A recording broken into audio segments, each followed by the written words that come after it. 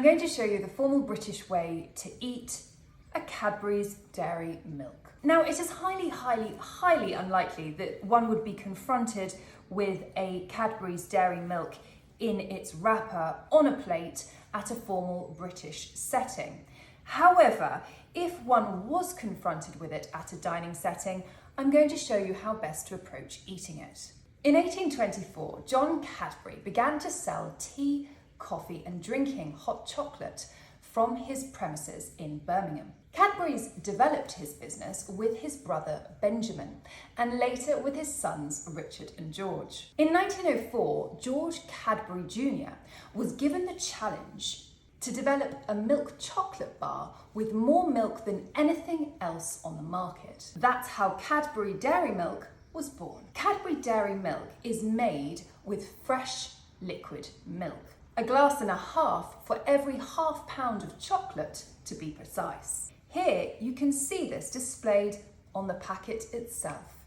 It quickly became the market leader after its launch in 1905 and is now available in over 33 countries. Cadbury's has been using the colour purple since 1914, when it was introduced as a tribute to Queen Victoria. In 2010, Cadbury's was acquired by Kraft Foods. This caused much controversy amongst the great British public, who felt that Cadbury's should be owned and retained by a British owner. Nowadays, Cadbury's is enjoyed around the world. I've even visited the Cadbury's factory in Birmingham.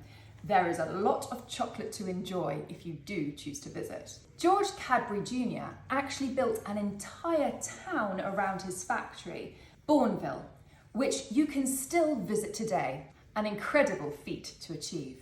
As I said earlier, it's highly unlikely that one would be presented with a Cadbury Dairy Milk bar in its wrapper at a formal British dining setting. However, if one was confronted, I'm going to show you how best to approach eating it. Firstly, you would open the chocolate bar. I would pick up the chocolate bar and I would look for any instructions to give me a clue as to which end to open.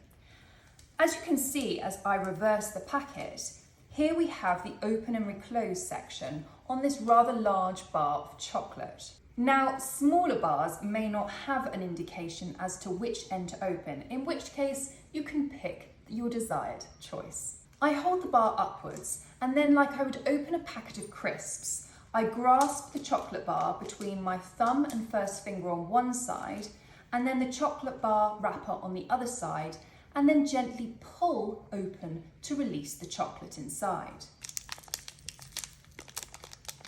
From here, I can now place the chocolate down onto my plate. From here, grasping each side of the wrapper, I now slowly peel open the wrapper.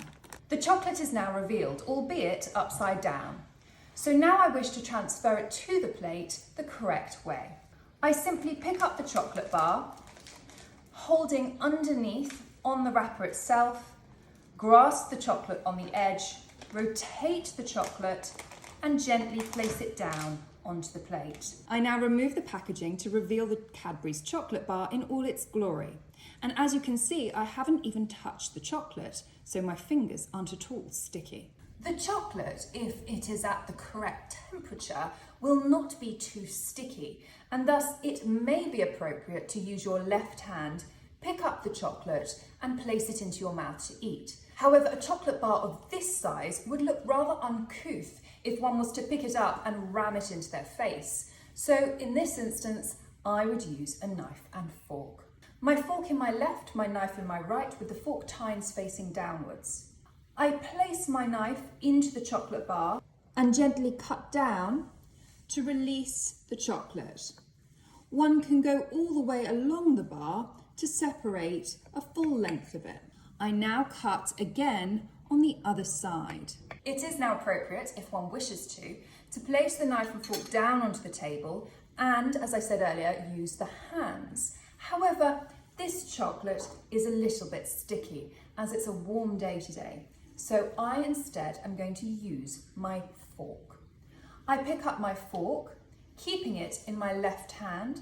I spear the chocolate. You need to firmly enter the fork into the chocolate to make sure you have adequate grip. And now with one neat, delicate bite, place it within my mouth to eat.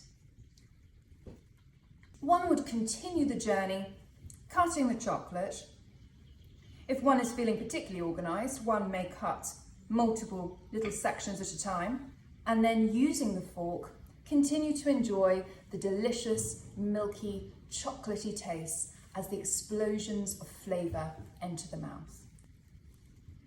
Chocolate is very commonly found in formal British dining settings, especially when you get to the dessert stage. However, if you were confronted with a full chocolate bar, you now know how to approach eating it.